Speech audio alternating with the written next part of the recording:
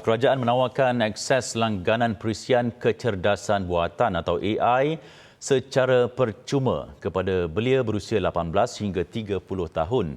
Ia menerusi pelaksanaan program AI untuk rakyat. Perdana Menteri Datuk Seri Anwar Ibrahim berkata program itu akan dibuka bermula 31 Ogos depan.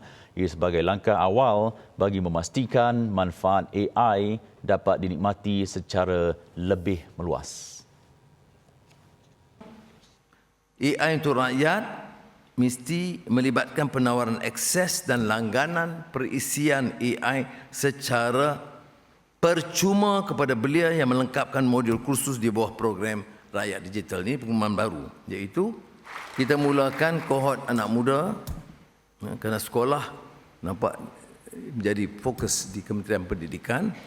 Beliau berkata demikian pada Majlis Peluncuran AI Malaysia di Cyberjaya siang tadi.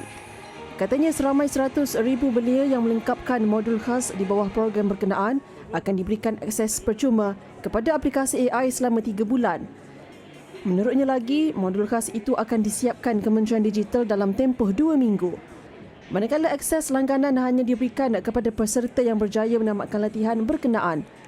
Katanya program itu menjadi permulaan penting dalam usaha menjadikan Malaysia sebuah negara yang menguasai dan memanfaatkan teknologi AI.